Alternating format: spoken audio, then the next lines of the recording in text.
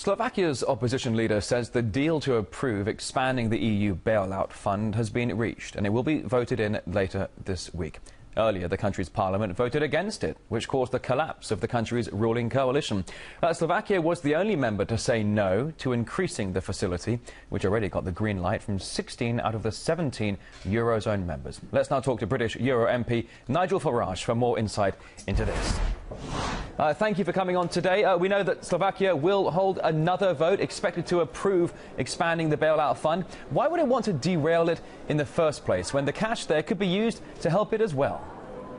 Well, can I just correct you? When you said that 16 countries had voted for the Eurozone bailout, what you meant was 16 parliaments stuffed with career politicians had voted for it, not 16 countries. Because I tell you something, if you put this bailout package to a referendum across Europe, the vast majority of countries would say no. So Slovakia said no last night, but of course no isn't good enough. No is unacceptable in the modern European Union. If you say no, as the Irish did a couple of years ago, and as the Slovaks did last night, you're made to vote again until you get the right answer, which gives you a true measure of what this project's really like. OK, so as I understand from you, the re-vote is politically motivated here. But will increasing the bailout fund to 440 billion euros be enough if Spain or Italy were to go under?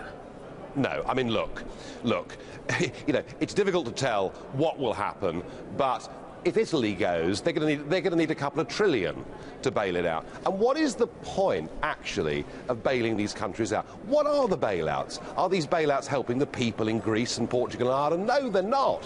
What they're actually doing is they're giving money to these countries to give back to our banks who overlent the money in the first place. I mean, the whole thing is mad. What these countries need, who are trapped inside this economic prison called the euro, is they need to devalue.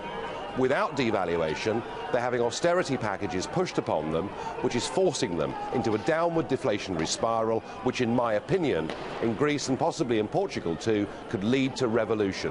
What we're doing is stupid and very, very dangerous indeed. So more austerity measures for the people, more bailouts for the banks. As you say, the banks are the ones who caused this crisis in the first place. But the EU Commission President, José Manuel Barroso, has called for coordinated strengthening of the region's banks. In any way, shape or form, could that help avert another recession, or is it just another way of lining the pockets of the banksters?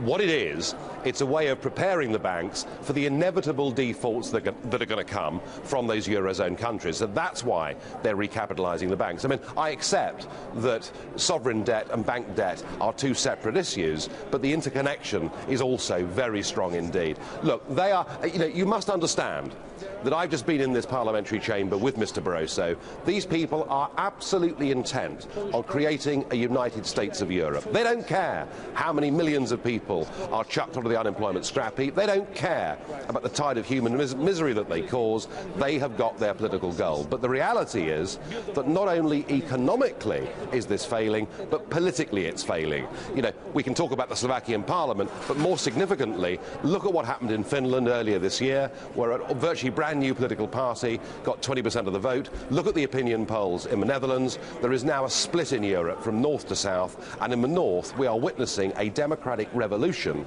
against the whole concept of the euro and the idea that people like Mr. Barroso and my old friend Herman Van Rompuy should govern 500 million people. It is not acceptable. Now, as you're saying, when it comes to the eurozone, you're saying it's economically it's failed, politically it's failed. Yeah. What is the solution? What is the point? Well, I have been asking now for about 9 months, repeatedly, for a plan B. Could we please be grown up? Could we please be mature? And could we please be good Europeans and recognise that when this inevitable Greek default comes, unless we have a plan B, on day one there'll be no money on the banks, on day two there'll be no bread in the bakers. So can we please have a contingency plan that allows us to deal with this problem as and when it emerges? To date, they've prepared absolutely nothing, and this is just how irresponsible and dangerous these people are. I think what will happen now is that senior economists will begin to put together a contingency plan that allows Greece, Portugal and probably Ireland too to leave the euro, to reschedule their debts, to get a new currency that devalues by maybe 50 or 60%. And as Iceland proved back in 2008, sometimes it's best to take the bad news, to accept where you are and start again, and that is what needs to happen. Now, Serbia is the latest country aiming to join the EU. EU. Its candidacy has been put forward by the European Commission on Wednesday. What benefits are there, though, when the region is struggling so much? I've heard some analysts describe joining the Eurozone as rats jumping onto a sinking ship. Yeah, well, it's very stupid. And again, this is the political class of Europe that want to do this. I mean, Serbia and Serbian politicians, of course, will all become multimillionaires if they join the European Union. So that's extremely attractive to them, if not to the Serbian people themselves. But look, I mean, think about this. Just a decade ago, we had the Croats and Serbs killing each other in vast numbers so that they could be in separate countries, and now their politicians and leaders want to reunite them all again in the same kind of political union that Yugoslavia was. I think it's absolutely insane. Nigel Farage, a British Euro MP. Thank you. Thank you.